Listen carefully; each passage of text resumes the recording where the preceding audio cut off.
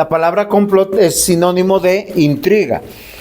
Cuando yo me pongo de acuerdo con una o varias personas, pero para nada bueno.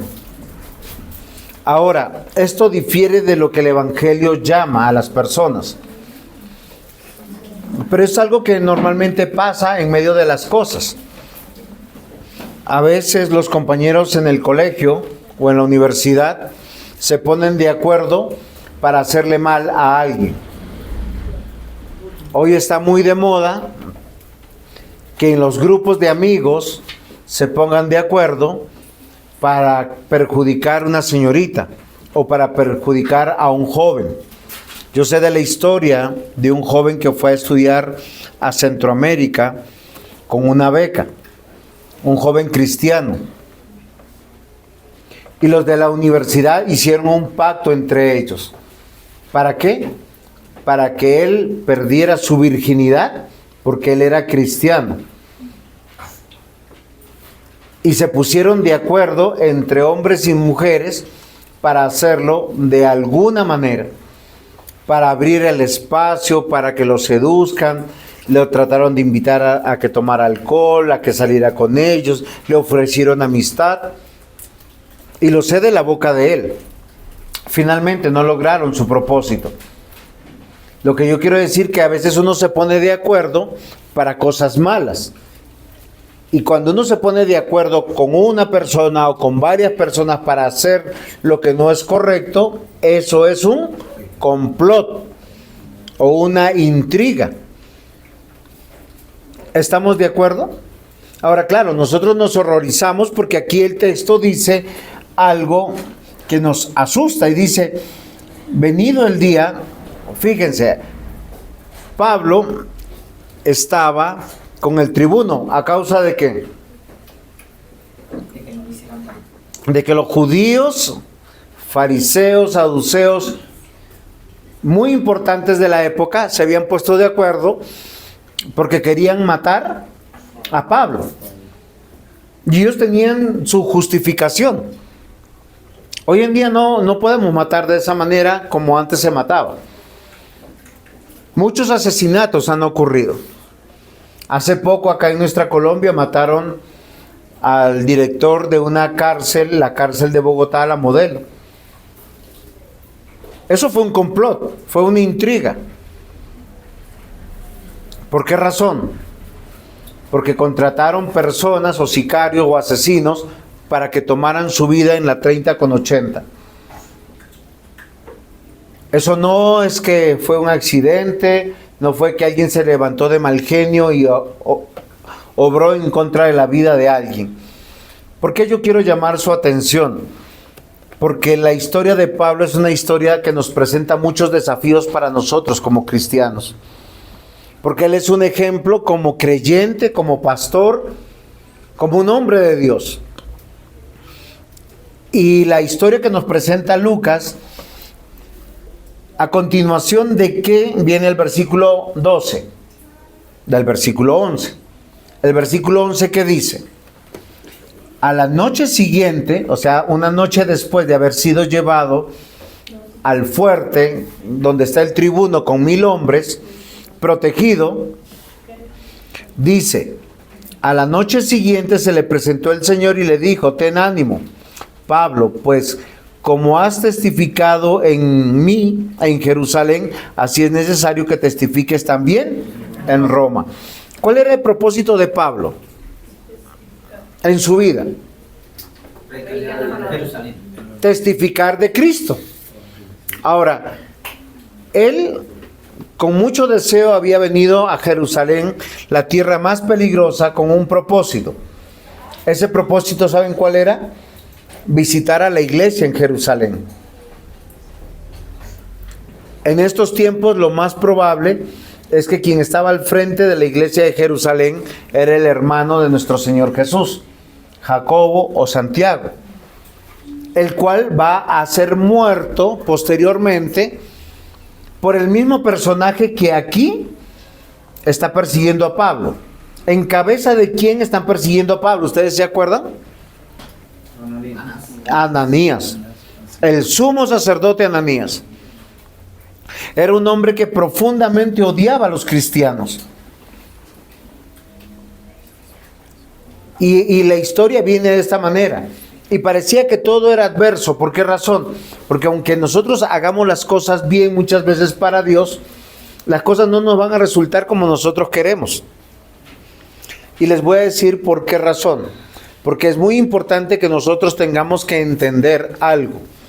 Que nuestra vida está en medio de una comunidad y esa comunidad testifica de la obra de Cristo. A veces nosotros no nos gusta la adversidad, no nos gusta la escasez, no nos gusta la enfermedad, no nos gustan las situaciones complejas de la vida. Pablo estaba preso. ¿Por qué razón estaba preso? Por causa del evangelio, por predicar la palabra.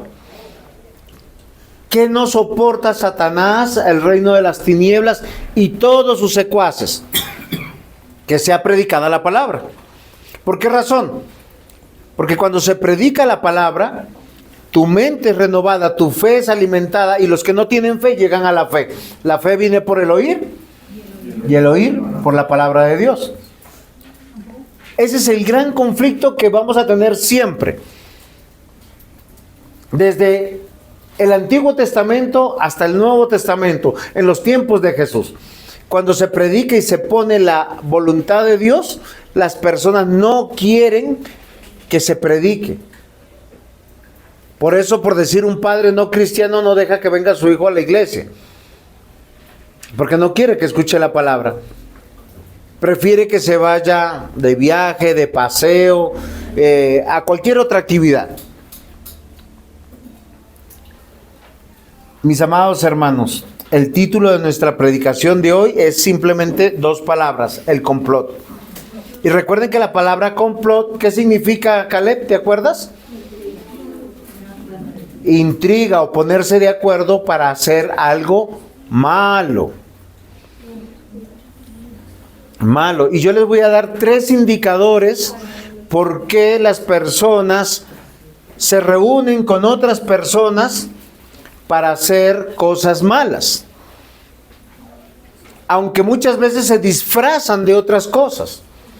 Pero yo hoy les voy a probar que aunque ellos justificaban que tenían celo de Dios, que ellos amaban su religión, y lo curioso es que amaban la misma religión en cierta magnitud que la religión de Pablo. Recuerden que Pablo también era fariseo, también era judío, tenía parte de esas mismas convicciones. Solo que los judíos no tenían el mensaje completo.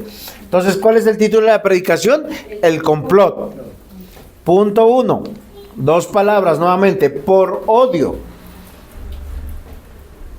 Bueno, pero acá el texto no nos dice que tenga odio, sí. Vamos a leer. Venido el día, ¿sí? El día después de que el Señor Jesús le dijo a Pablo, ten ánimo. Tú vas a ser testigo, no solamente en Jerusalén, sino también en Roma. ¿Qué quiere decir? Tranquilo, aquí no te van a matar. Te quieren matar, pero por ahora no vas a morir. De esta vas a salir libre, pero estás en la cárcel. Esto es algo adverso para Pablo, porque Pablo hubiese estado aprovechando mejor estando en la iglesia. Y es algo que debemos considerar. Venido el día siguiente... Esto es algo muy claro. Algunos de los judíos dicen tramaron un complot.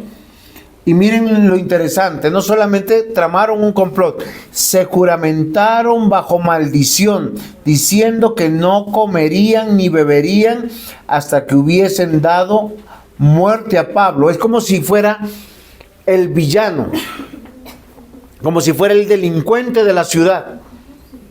Los que han vivido en un pueblo, ¿qué pasa cuando capturan a un ladrón, a un asesino, a un violador? Lo linchan. Sí, lo linchan. Y si él se da la fuga o está en algún lado, le hacen cerco y lo buscan porque quieren hacer justicia. Básicamente esto es lo que ellos están diciendo que quieren hacer, pero no es lo que está ocurriendo. Versículo 13. Eran más de 40 los que habían hecho esta conjuración. A los cuales fueron a los principales sacerdotes y a los ancianos y dijeron: nosotros nos hemos juramentado bajo maldición a no gustar nada hasta que hayamos dado muerte a Pablo. Ahora pues vosotros, con el concilio, requerid al tribuno que le traiga mañana ante vosotros, como que queréis indagar alguna cosa más cierta acerca de él, y nosotros estaremos listos para matarle antes de que llegue. Ahora, acá hay 40 judíos más todo el concilio. Lo que nosotros vemos en Hechos es que hay algo que los motiva. Ellos no quieren a Pablo. Entonces, ¿qué hacen? Como todos tienen el mismo sentir, y no siempre la mayoría tiene la razón, hay 40 personas, hombres judíos, más todo el Sanedrín, que está conformado por saduceos y fariseos, a los cuales les observamos lo que llamaremos odio, o ese veneno que destruye desde adentro del corazón, produciendo amargura. ¿Para qué? Para que desde su corazón se comprometan a destruirlo. Ahora, quiero leer algunos textos para entrar en materia. Mateo 5:22. Pero yo os digo que cualquiera que se enoje contra su hermano será culpable de juicio, y cualquiera que diga necio a su hermano será culpable ante el concilio, y cualquiera que le diga fatuo quedará expuesto al infierno de fuego. ¿Es válido tener un sentimiento de rabia, de odio, al punto de querer matar a la otra persona? Jesús, tomando la ley, nos dice que no. ¿Por qué razón nos dice que no? Porque eso solo resulta cuando hay amargura en mi corazón. Cuando yo deseo la muerte de alguien, yo estoy equivocado. ¿Por qué estoy equivocado? Porque el Señor en su palabra nos dice todo lo contrario que nosotros debemos hacer. Miren lo que dice Levíticos 19:17. Esto es la ley de Dios. Esto es antes de la explicación del Señor Jesús, pensando en que estos 40 judíos y todo el Sanedrín no creían en Jesús y no escuchaban las enseñanzas de Jesús. Pero la ley de Dios, que decía: no aborrecerás a tu hermano en tu corazón, razonarás con tu prójimo para que no participes de su pecado. ¿Por qué razón? Porque el judío, cada vez que veía pecado en el otro, ¿cuál es la tendencia de uno? Más que juzgar es enojarse, ofenderse. Y muchas veces, ¿qué hacemos nosotros en estas situaciones que a veces nos afectan en el hogar? A veces la esposa está molesta con uno y dices que tú eres piedra de tropiezo porque tú me hiciste enojar. Y ella gritó, alzó la voz, trató mal. ¿Obró bien o obró mal? ¿Por qué obró mal? Porque obra en contra de la ley de Dios. Dice aquí: no aborrecerás a tu hermano en tu corazón, razonarás con tu prójimo para que no participes de su pecado. Los pecados de mi cónyuge, los pecados de nuestros hijos o los pecados de nuestros padres no justifican nuestro o nuestra ira o nuestro odio o nuestra amargura. Ahora, yo quiero notar que Pablo, en otro momento, cuando se acercó al concilio y se acercó a estos hombres judíos, los trató una y otra vez como hermanos. Hechos 22, versículo 1. Dice: varones hermanos y padres, oíd ahora mi defensa ante vosotros.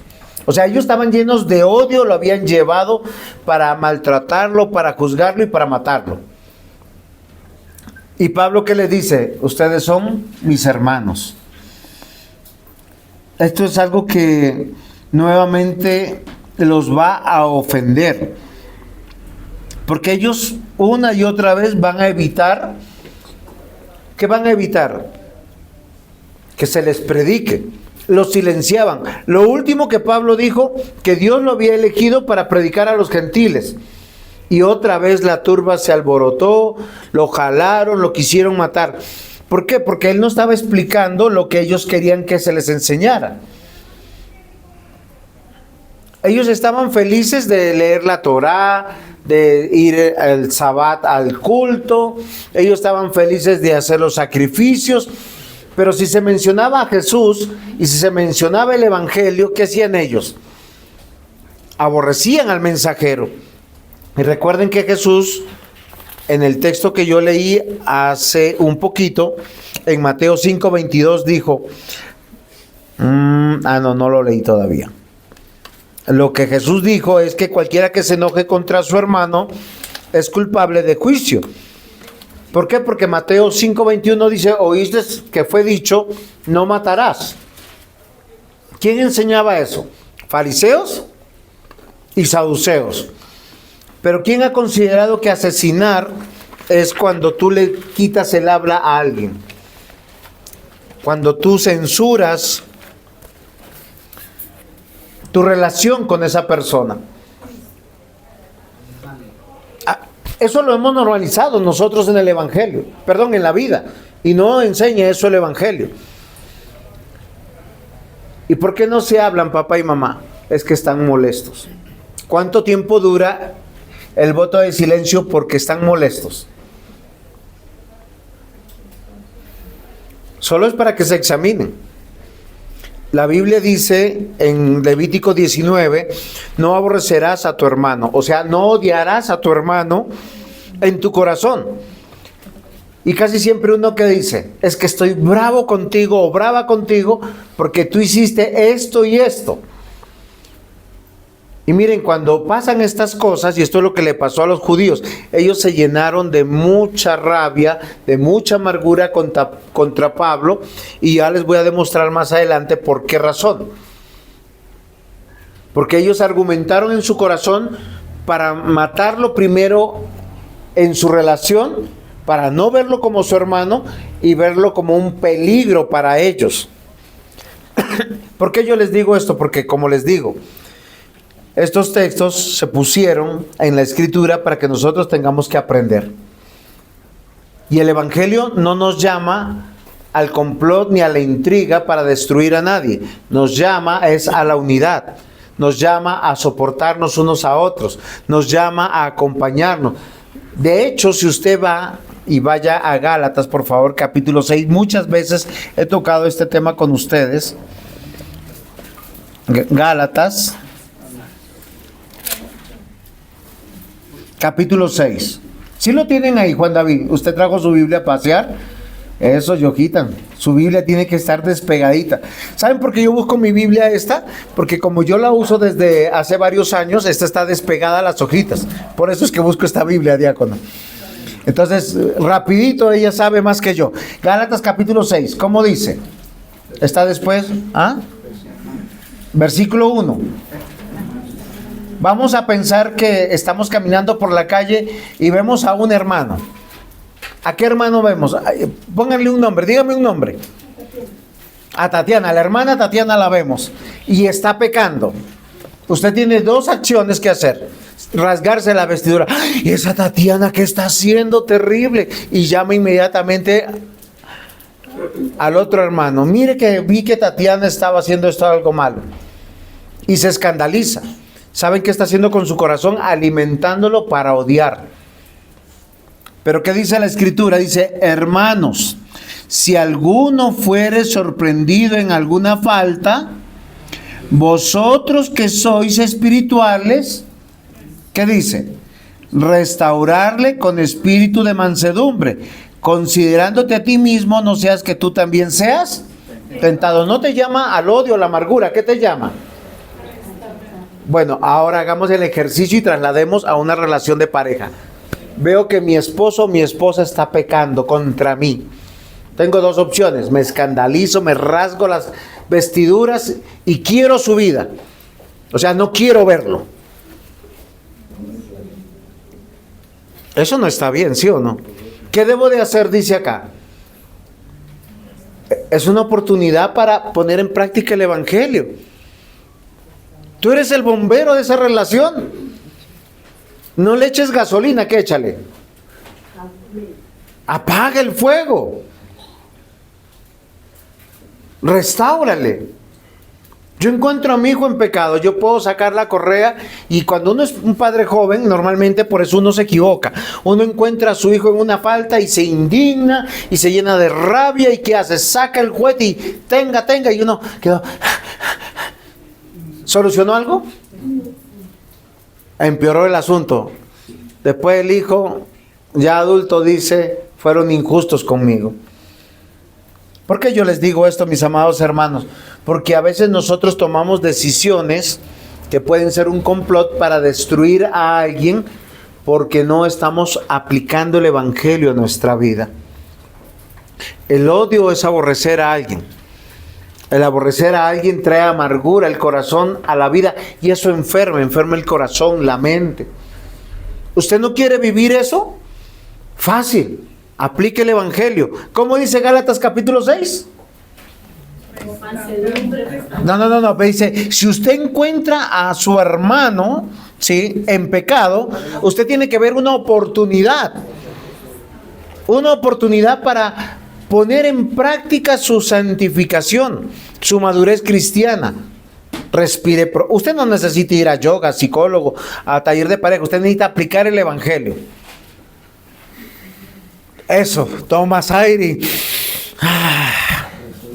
Exacto, resuella. Y dice, vosotros, usted que identificó el pecado, dice, con un espíritu de mansedumbre tienes que buscar restaurarlo. ¿Por qué? Dice. ¿Cuál es la razón? La razón por qué hay que restaurarlo. No vaya a ser. Claro, ¿cuántas veces los que tenemos varios años en el matrimonio? A veces me ha tocado a mí de victimario y a otras veces de víctima. O sea, a veces yo he sido el que ha ofendido, ha maltratado, y otras veces que he sido el maltratado. ¿Por qué tenemos 25 años de matrimonio con mi esposa que vamos a cumplir? Por gracia de Dios, yo sé. Pero es porque el Evangelio tiene que estar en medio de nosotros.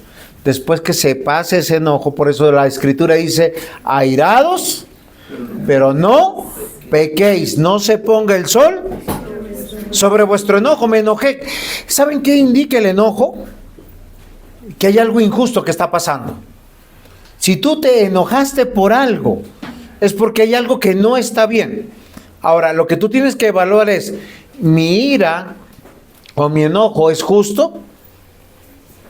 Si es justo, yo tengo que razonar con mi hermano, con mi hermana. Ahora, en el caso del cónyuge, de los hijos, del hogar, del pariente, de la iglesia, ¿qué tienen que hacer? Resolver. ¿Por qué razón, mis amados hermanos? Porque Dios procura la unidad, el crecimiento del amor de los unos por los otros.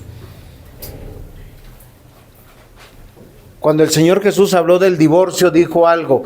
A Moisés se le permitió dar carta de divorcio, pero por la dureza de vuestro corazón. No fue porque sea la voluntad de Dios. La voluntad de Dios es que seamos una sola carne, y lo que Dios ha unido no lo separe el hombre. Esa es la voluntad de nuestro Dios. Ahora, yo no estoy justificando a estos hombres judíos. Nosotros tenemos que considerar que ellos se pactaron, se pusieron de acuerdo bajo juramento, en una unidad para mal y no para bien.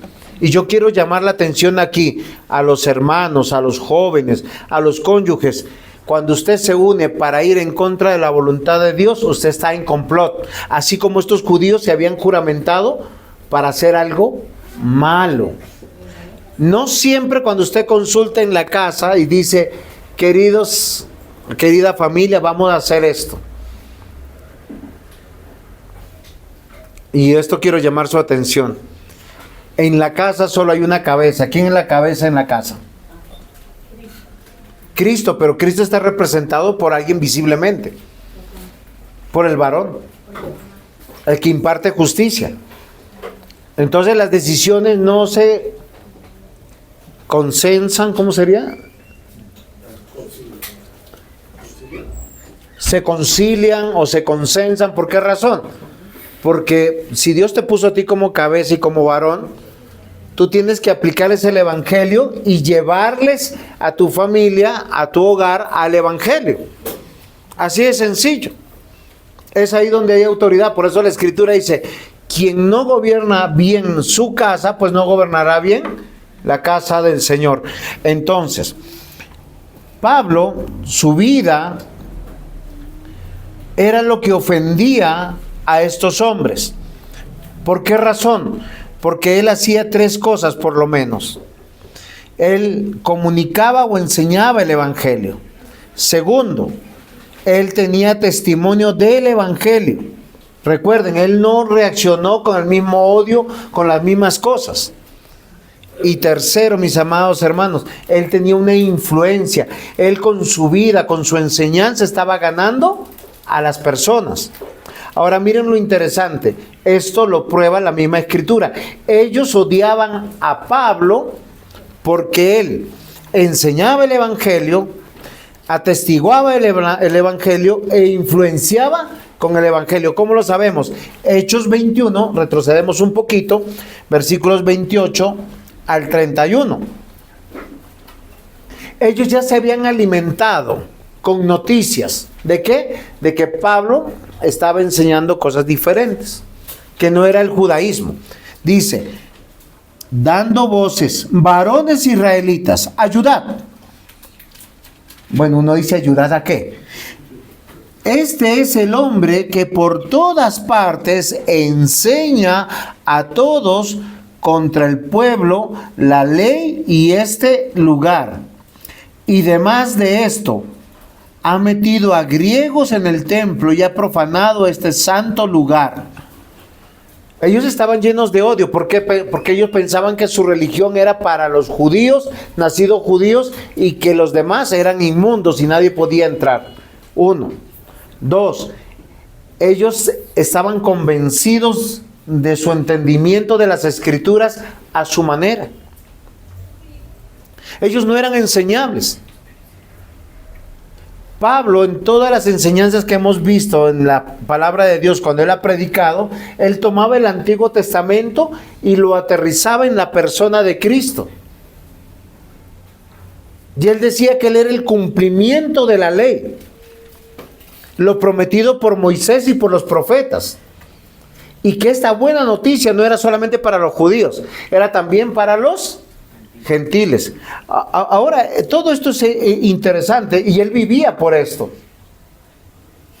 ¿Qué le molestaba a los judíos? El testimonio de Pablo, el compromiso de Pablo, su influencia. La enseñanza de su testimonio estaba perjudicando tres cosas por lo menos a ellos: su autoridad, su poder y su comprensión de su religión. ¿Qué era lo que estaba perjudicando a los judíos y a los fariseos y los saduceos? Su autoridad, su poder y su liturgia. Cuando usted tiene un buen conocimiento de las Escrituras, usted va a dar cuenta que la liturgia del Antiguo Testamento tenía que cesar.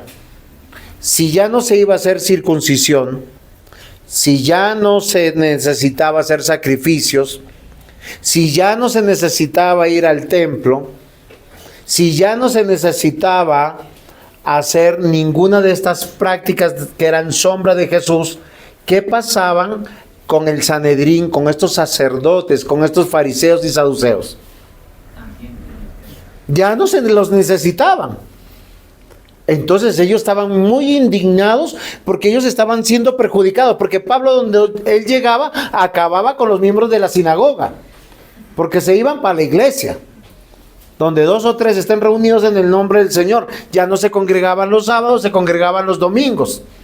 Ya no habían ofrendas. Ahora, recuerden que en medio de las ofrendas y los diezmos había un gran negocio en medio de la élite religiosa. ¿Se acuerdan cuál era el negocio de ellos? Ellos no recibían monedas que tenían como incrustada la cara del César. Ellos recibían unas monedas santas dentro de su diezmo. Entonces, ¿qué hacían cuando venían los demás trayendo su diezmo? Entonces le decían, ellos tenían ahí en el templo, en el atrio, sus mesitas y le decía, venga, yo te cambio esas monedas del César por las monedas que se pueden recibir en el templo. Y eso, la oferta cambiaria trae ganancia para uno. Queridos hermanos, esto no está en la escritura, pero sí está dentro de la tradición. ¿Qué hacían? Ellos les ofrecían, llevaban ovejas, o llevaban cabras, llevaban bueyes, palomas, y las vendían ahí mismo. ¿Por qué? Porque si usted venía de muy lejos, usted no quería traerse la mejor ovejita o el mejor buey para su sacrificio. Entonces, ¿qué hacía? Mejor voy y lo compro. ¿Era un gran negocio para ellos? Claro que sí. Las enseñanzas de Pablo los afrentaban profundamente. Y cuando a ti te afecta tu vida económica, tu poder, tu autoridad, tú dices, yo detesto a esta persona. A mí muchas veces me han invitado a consejería y después no me vuelven a invitar porque dicen, no, al pastor no lo invite porque ese se pone de parte tuya. Invite a otro. ¿Por qué razón? Pero venga, es que yo si voy es con el consejo de la palabra. ¿Para qué? Para que el hogar sea bendecido. ¿O no es así? Ese es el deber de un pastor, enseñar la palabra, enseñar el evangelio. No es ejercer poder. Es aconsejar, no para que vengan a mí como el hombre sabio, sino para llevarlos a Cristo. Todo hombre que haga adeptos para sí mismo, para agradarse, para conciliarse, que yo conozco muchos santos hombres de Dios que hablan y tienen una paciencia para escuchar, pero al final no solucionan nada, hacen adeptos de ellos y no del evangelio. Nosotros estamos puestos aquí para que el soltero, el matrimonio, los hijos, todos vayan a Cristo y pongan la palabra por obra. Estos hombres dicen, miren, este es el hombre que todas partes enseña a todos contra el pueblo, la ley y este lugar. Cuando ellos decían este lugar, estaban hablando del templo de Jerusalén. Además de esto, ha metido a griegos al templo y ha profanado el santo lugar, porque antes habían visto con él en la ciudad a Trófimo de Éfeso, a quien pensaba que Pablo había metido al templo. O sea, ellos solo se imaginaban las cosas. Miren, cuando uno está airado, uno supone, es que me miras mal, es que me estás levantando la voz, es que me estás gritando. ¿Sí les ha pasado? Uno está en conflicto y todo está mal. Lo mismo le pasó a estos hombres. ¿Por qué? Porque ellos estaban odiando a Pablo y llenaban de argumentos su corazón. Versículo 30 del versículo 21, del capítulo 21. Así que toda la ciudad se conmovió y se agolpó el pueblo. Y apoderándose de Pablo, le arrastraron fuera del templo. E inmediatamente cerraron las puertas y procuraron ellos matarle. Se avisó al tribuno de la compañía que toda la ciudad de Jerusalén estaba alborotada. ¿Qué es lo que escandalizó y aumentó el odio de estos hombres? El testimonio de Pablo.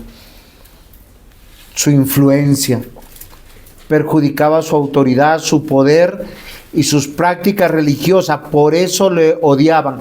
Y miren lo que dijo el Señor Jesús. Juan 15:18. Si el mundo os aborrece, sabed que a mí me ha aborrecido antes que a vosotros. Yo me acuerdo mucho que hace unos años atrás llegó un hermano a la iglesia, alto, de buen conocimiento bíblico, y él me trajo un librito en medio de eso. Ya cuando asistía regularmente, me trajo un librito que se llama, ¿cómo se llama?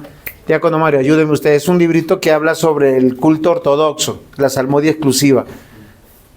Eso tiene su nombre. Yo no me acuerdo ahorita, pero es un librito que te dice cómo hacer las cosas en el culto, ¿sí? Paso a paso. Nosotros no lo hacemos de esa manera y no solo cantamos salmos, sino cantamos salmos, signos y cánticos espirituales, como dice la Escritura. Pero él se molestó mucho conmigo porque él me dice, pastor, es que yo llevo ya mucho tiempo recomendándole cosas y usted no me hace caso. Que yo le digo, no es que yo le haga caso, es que nosotros tenemos un consistorio. y todo lo que se hace en la liturgia ya ha sido aprobado en un consistorio y eso es lo que se practica. ¿Por qué razón? Porque nosotros como consistorio y gobierno de la iglesia consideramos que eso agrada a Dios. Si usted me dice qué es lo que estamos haciendo que no está agradando a Dios, todavía. Pero ¿por qué él sentía eso? Por su influencia, por su conocimiento. ¿Cómo se llama el librito? No es el de la oración común. Tiene que ver con... Bueno, ¿señor? Sí, tiene algo que ver con el orden de culto, pero que se usa desde un término mucho más sectario. Pero él se molestó conmigo. Finalmente él se fue, luego me bloqueó de todos lados y ya. Pero ¿por qué pasan estas cosas? Yo les digo, comprendamos, el mundo nos aborrece, sabed que a mí me ha aborrecido antes que a vosotros. ¿Quién dice? Jesús. ¿Por qué aborrecían a Jesús? Porque él era el evangelio encarnado. Proverbios 10:12 dice, el odio despierta rencillas. ¿Pero a qué estamos llamados? ¿A odiar? No. Entonces, ¿qué debemos hacer con el prójimo? Amar, eso es lo que dice Proverbios. Proverbios 10:12 dice, el odio despierta rencillas, pero el amor cubrirá todas las faltas. Y miren lo interesante, cuando yo le digo a mi esposa te amo, como cabeza del hogar yo tengo que entender que la amo a pesar de lo que entienda y de lo que no entienda, de sus buenos tiempos y de sus malos tiempos. Pero ¿qué tiene que hacer la esposa con el marido? No, lo mismo. Ay, no me la... Tiene que amarla también. Tiene que amarla. Amarla. Es que amar es preocuparnos por la felicidad del otro. Miren, créanme, por eso dice que el amor es sufrido, lo acepta todo, es benigno. Es que amar no es simplemente un sentido emocional o pasional. Yo quiero que nosotros consideremos, 1 Juan 4:20, si alguno dice yo amo a Dios y aborrece a su hermano, es mentiroso. Pues él no ama a su hermano a quien ha visto. ¿Cómo puede amar a Dios a quien no ha visto? Entonces miren, el complot es por odio. ¿A quién? A Pablo. ¿Por qué razón? Porque él evangelizaba, o sea, enseñaba el evangelio, testificaba el evangelio y finalmente lo que yo les decía, daba influencia, o sea, le robaba adeptos. El segundo punto es con mentiras, es un complot lleno de mentiras.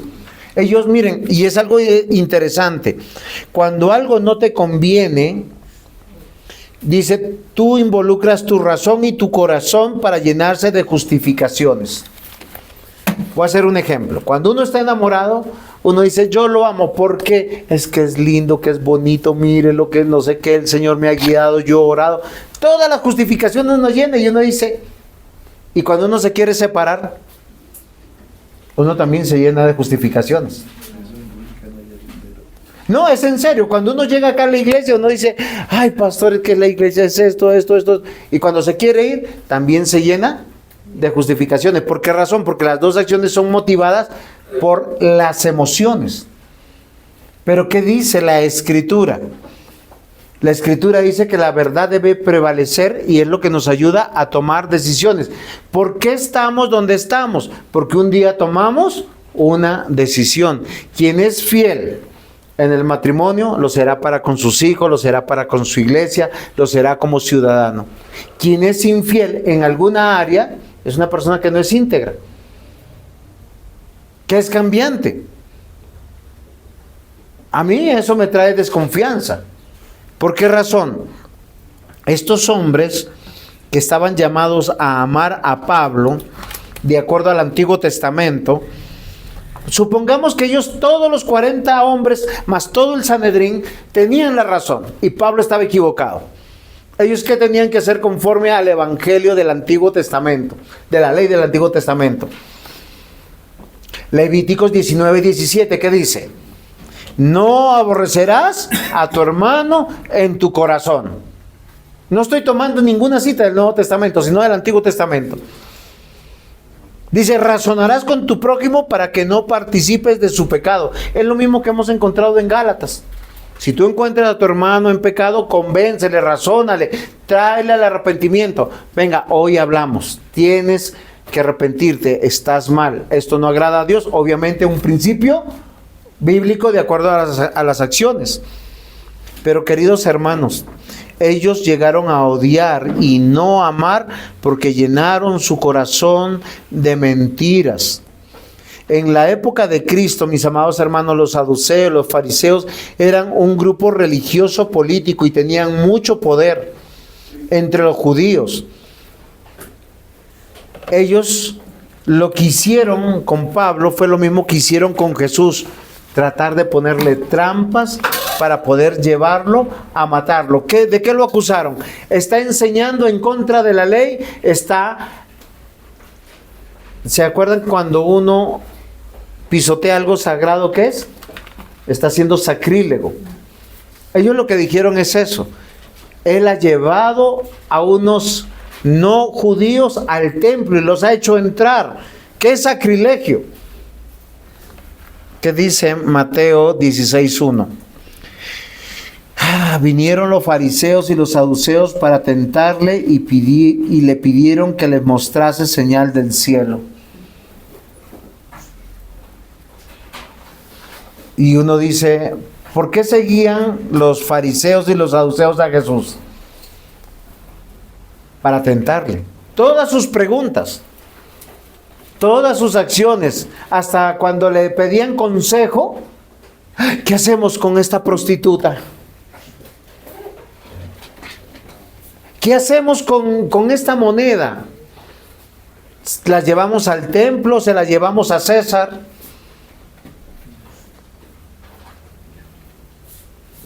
Y a mí me ha pasado, como pastor me han querido descalificar con preguntas y consejos, simplemente para equivocarme, a ver si caigo en la trampita.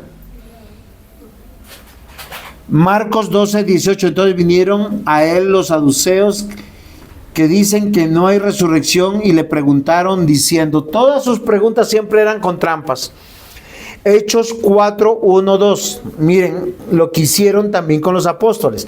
Hablando ellos al pueblo, vinieron sobre ellos los sacerdotes con el jefe de la guardia del templo y los saduceos, resentidos de que enseñasen al pueblo y anunciasen en Jesús la resurrección de entre los muertos.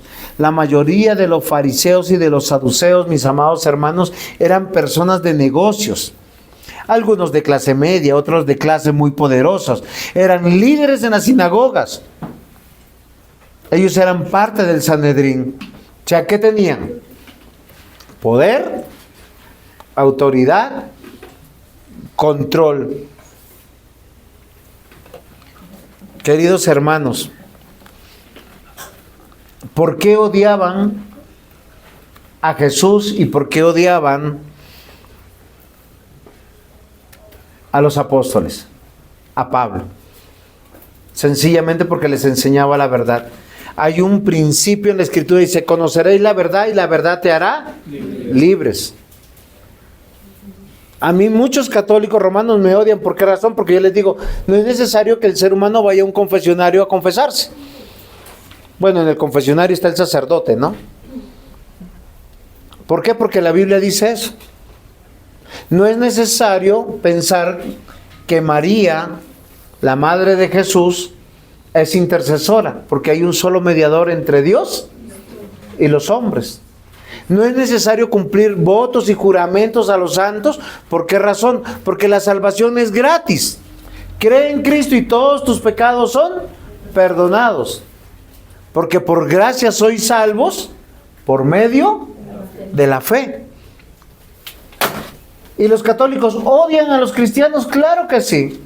Por las mismas razones que se odia a Pablo, a Pedro, estos hombres. Juan 11, 48, 50. Si le dejamos así, todos creerán en él, y vendrán los romanos y destruirán nuestro lugar santo y nuestra nación. Entonces Caifás, uno de ellos, sumo sacerdote, aquel año les dijo, vosotros no sabéis nada, ni pensáis que nos conviene que un hombre muera por el pueblo y que no toda la nación perezca. Ahora, ellos no estaban pensando en la nación. Cuando entregaron a Jesús, es porque ellos dijeron: nosotros perdemos el control del templo, el poder del templo y los negocios dentro del templo. Todo esto lo vemos como una evidencia, mis amados hermanos, porque ellos, ¿qué hicieron?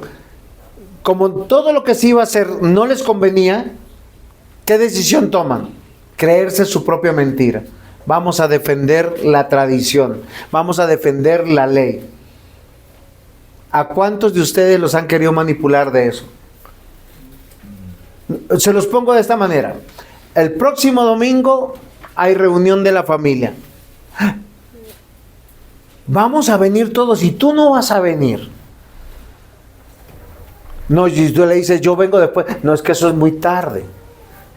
Y si se te complica, vas a faltar solo un domingo. Tranquilo, no hay problema. Uno se autoconvence y dice: sí, verdad, no es que hay que hacerlo, es que está papá, está mamá, van a venir los hermanos del exterior.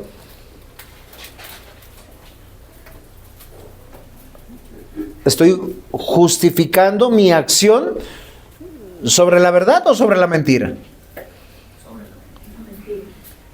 Ahora, ¿por qué es verdad y por qué es mentira? Porque hay un texto en la Biblia que dice: acuérdate del día de reposo para apartarlo, 6 días trabajarás, harás toda la obra, mas este día es el día del Señor. Claro, cuando el tema es familiar y desde esta manera, uno dice: pues hay que pensarlo, no hay que ser tan extremista. Hace un rato alguien usó una palabra como: no hay que ser como fanático.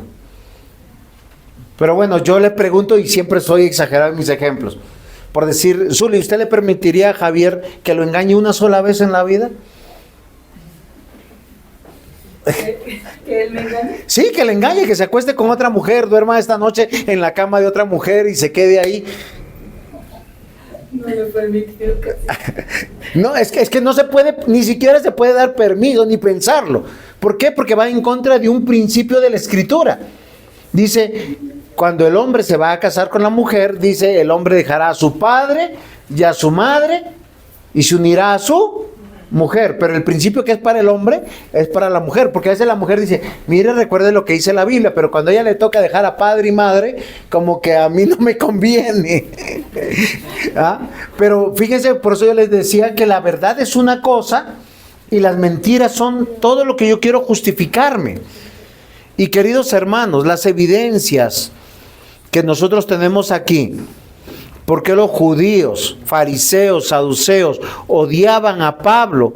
Es porque ellos no querían separarse de su poder, de sus negocios, de su posición sociopolítica religiosa. Pero ¿qué dice la Escritura? El mismo Señor Jesús lo dijo. Lucas 14, 26 al 27. Estos textos no les gusta a nadie que se prediquen, pero hay que predicarlos. Si alguno viene a mí, y acá está la parte fuerte, y no aborrece a su padre y a su madre. Dice: si alguno viene a mí y no aborrece a su padre y a su madre, y una mujer e hijos, y hermanos y hermanas, y aún también su propia vida, no puede ser mi discípulo. El que no lleva la cruz y viene en pos de mí, no puede ser mi discípulo. Ahora, yo no les estoy diciendo que tienen que odiar a su papá y a su mamá para ser cristianos. Lo que estoy diciendo es que sin Cristo, uno en su corazón va a tener el amor que va a primar o por papá o por mamá, o por la familia, o por el trabajo, o por cualquier cosa. Pero cuando uno es creyente y ha nacido de nuevo, el que se siente en el trono de tu corazón es Cristo. Y yo me muevo bajo el principio de la palabra del Señor. ¿Sí me comprenden? Estos judíos cambiaron a Cristo por su ley, por su tradición, porque les perjudicaba profundamente. Y el Señor Jesús lo dice de otra manera. Voy a leer en esta versión, si quieren, en Lucas 14, que ustedes están más familiarizados. Muy bien. Versículo 26 y 27 dice: Si alguno viene a mí y no aborrece a su padre, a su madre, y mujer, e hijos, y hermanos y hermanas, y aún también su propia vida, no puede ser mi discípulo. Y el que no lleva su cruz y viene en pos de mí, no puede ser mi discípulo. ¿Por qué lo dice esto? Porque nosotros tenemos que primar la voluntad del Señor. Nosotros estamos en este mundo para ser siervos de Él y al servicio de su reino. No de las demás personas. Todas las demás personas son temporales. Y lo que yo quiero que nosotros notemos, que los saduceos y los fariseos, ellos tenían otra prioridad: su poder, sus negocios, su honor. Mateo 10, 34, 36. No penséis que he venido para traer paz a la tierra. No he venido para traer paz, sino espada, porque he venido para poner en disensión al hombre contra su padre, a la hija contra su madre, a la nuera contra su suegra, y los enemigos del hombre serán los de su casa. Yo sé que estos textos a nosotros nos duelen, pero hay que ponerlos en contexto.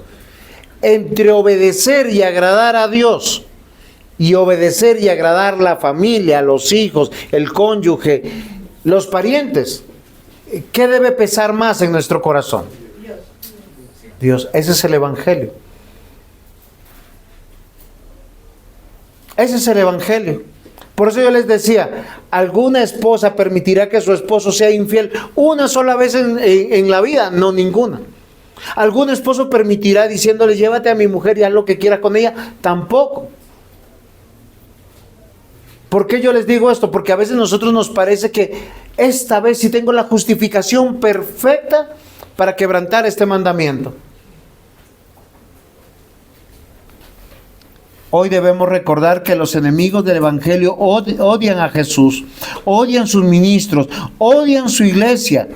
Y ellos son instrumentos de persecución, llenándose de mentiras, yendo en contra de la verdad.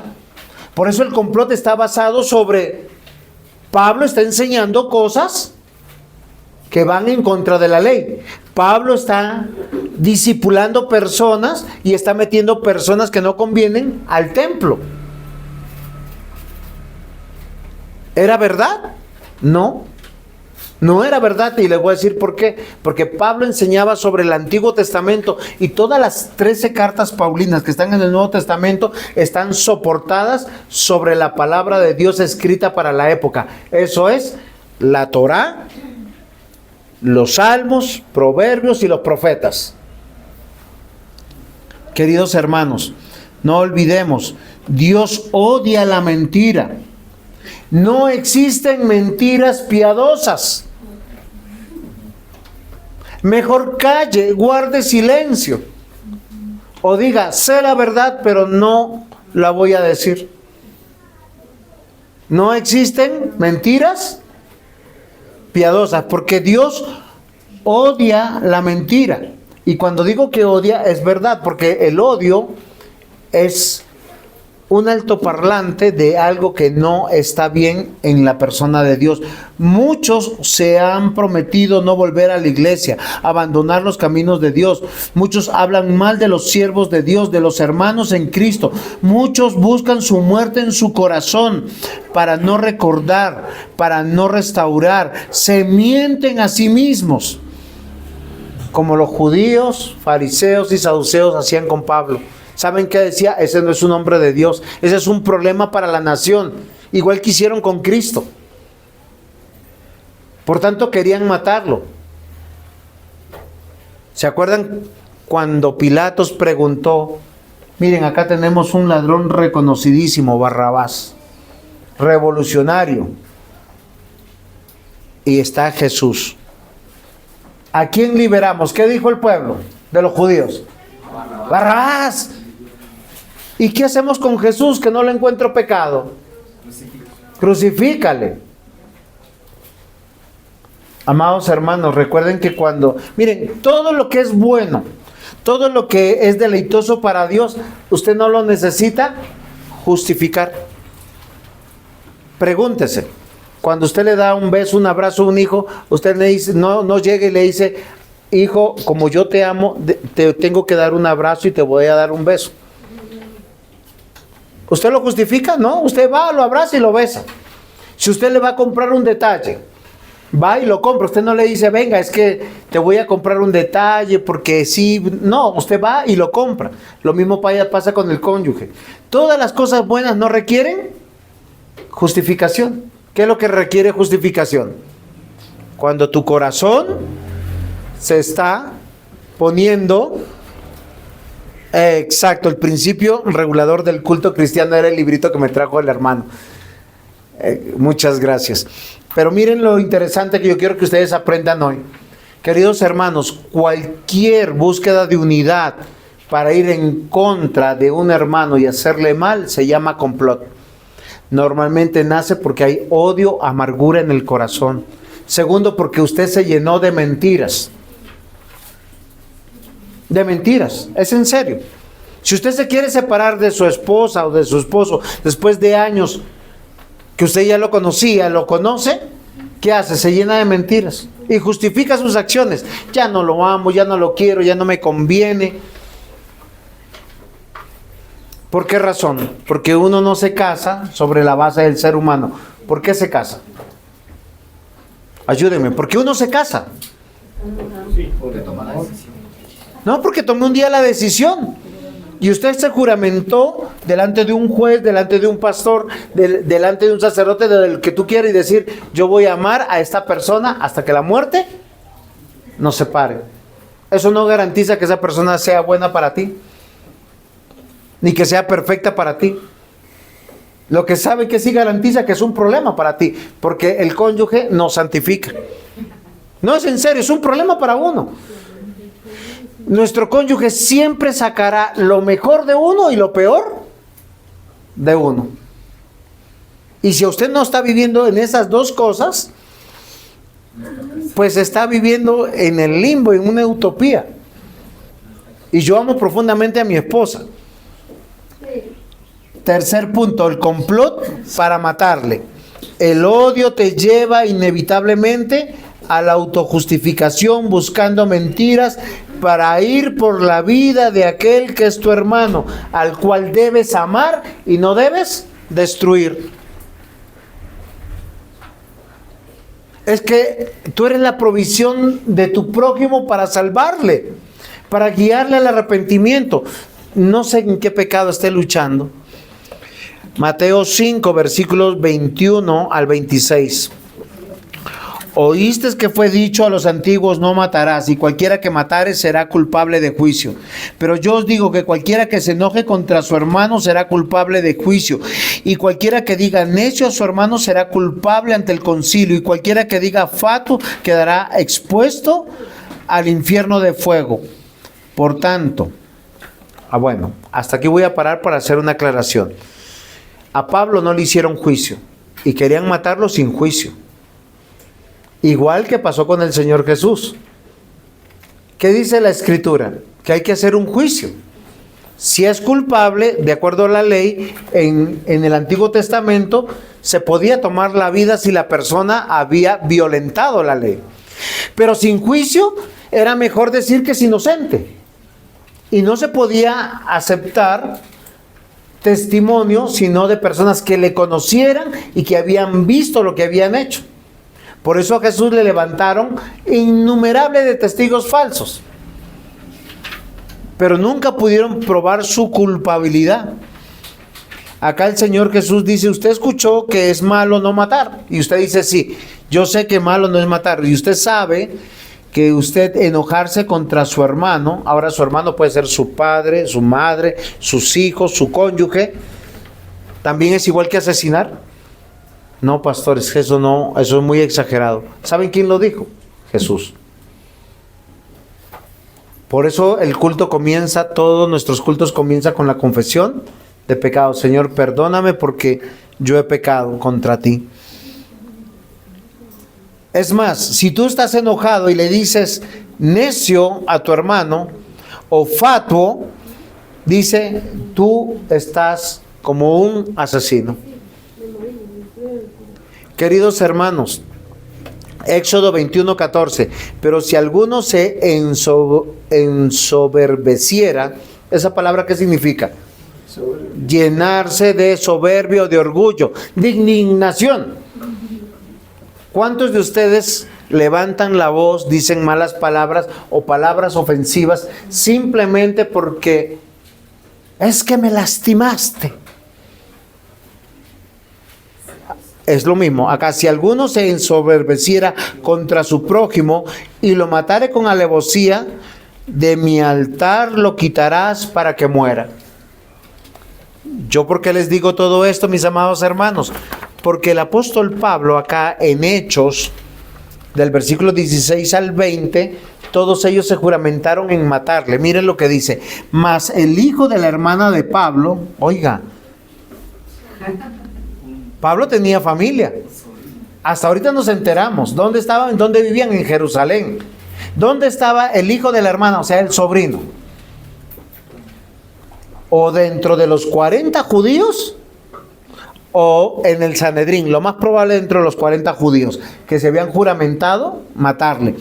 Oyendo hablar de la celada, fue y entró en la fortaleza y dio aviso a Pablo. Ahora, ¿cuál era la celada? Le pongo en contexto de los versículos anteriores. Ellos dijeron, los 40 hombres fueron al Sanedrín y le dijeron a los del Sanedrín, vengan muchachos, Pablo está dentro de este lugar con los romanos, está en la cárcel y necesitamos que salga. ¿Para qué? Para matarle. Entonces ustedes invéntense algo, le vamos a hacer un juicio. ¿Hasta dónde llega la maldad? A veces nosotros vemos la maldad en otros y nosotros no nos horrorizamos, pero vemos la maldad en nosotros y nos horrorizamos.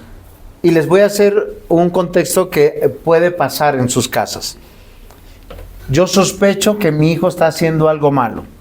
O yo sospecho que mi cónyuge está haciendo malo. Conclusión, voy a mandarle un investigador para pillarlo en el asunto. ¿Para qué yo quiero pillar a las demás personas que está haciendo algo malo? ¿Cuál sería la conclusión si usted encuentra a su esposo o a su esposa o a su hijo haciendo algo malo? Si es un hijo mayor, es echarlo de la casa. Y si es un esposo, me divorcio, me separo. No voy un punto más. Queridos hermanos, eso se llama una celada.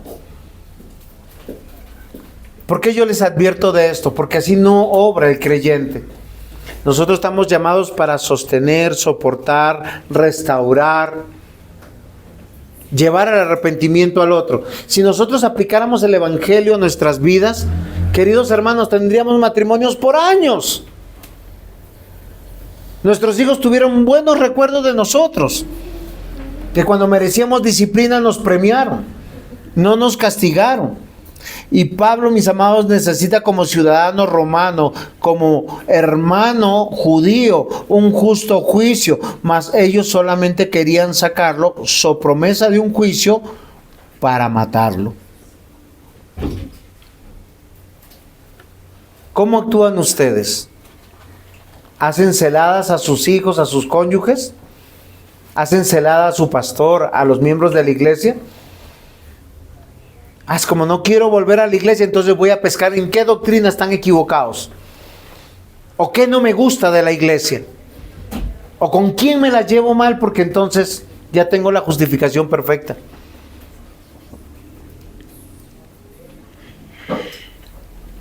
Pablo necesita como ciudadano romano y como hebreo, como judío, un justo juicio. Pero miren, mis hermanos, en medio de esta adversidad Dios ya le había prometido guardarlo. Estos 40 hombres que lo acechaban, los cuales se habían juramentado bajo maldición en no comer ni beber hasta que le hayan dado muerte, ahora están listos para cumplir esa promesa. Pero Dios es el que nos guarda y nos protege. ¿Saben por qué cumplimos años? ¿Por qué cumplimos aniversarios? Porque Dios ha guardado y protegido nuestra vida, nuestros matrimonios, nuestra iglesia. Acá está un presbítero que tiene muchos años con nosotros, desde el 2012, el presbítero Rafael. ¿Cuántas veces han querido acabar nuestra iglesia? Con mentiras. con odio, con cizaña, a veces llamando a cada miembro para decirle, venga, miren que está haciendo algo mal. Todo creyente, así como Pablo, estorba la cultura, la religiosidad, a los importantes. Y hoy debemos meditar en algo, mis amados hermanos, y con esto quiero terminar. Como parte de una iglesia y miembros del cuerpo de Cristo, no estamos llamados a hacer celadas, acuerdos, complots contra las personas. Estamos llamados a la unidad en el amor de Cristo, a llenarnos de paciencia, a tener un espíritu enseñable, a ser enseñables, moldeables. ¿Por qué razón? Porque Dios está perfeccionando la obra que está haciendo en tu corazón y en mi corazón. No nos comportemos como estos judíos que por sus conveniencias quieren lastimar, destruir, llenándose de odios, de mentiras, y van por la vida al punto de perjudicar su propia vida. ¿Ustedes se imaginan? Ellos estaban pactados, no comeremos un bocado hasta que lo mataremos. ¿Cuántos días tendrían que llevar así? Queridos hermanos, apártate del odio, apártate de la mentira, apártate de cegarte en tu razonamiento para obrar con mal. Recuerda que estamos en las manos del Señor y hoy debemos pedirle al Señor valor para unirnos a la manera de Dios, para amarnos unos a otros en Cristo Jesús, para sostenernos, soportarnos, perdonarnos, velar por la unidad en la fe de Cristo, en el hogar, en la iglesia y aún en la sociedad. Amén. Pongámonos en pie, vamos a dar gracias al Señor. Amado Señor y buen Dios, hoy queremos darte gracias por tu palabra. Gracias, Señor, porque el fruto del Espíritu Santo es amor, gozo, paz, paciencia, benignidad, bondad, fe, mansedumbre, templanza. Señor, que tu Santo Espíritu nos ayude a crecer en fe. Porque si vivimos por el Espíritu, tenemos que andar por ese mismo Espíritu. Hoy, Señor, te rogamos que nos llenes de humildad y de mansedumbre ante tu palabra, para no caer en el odio, en la mentira y mucho menos en ir por la vida de nadie. Todo lo contrario, haznos instrumentos de tu amor, de tu gozo y de tu paz. En el nombre de Jesús. Amén.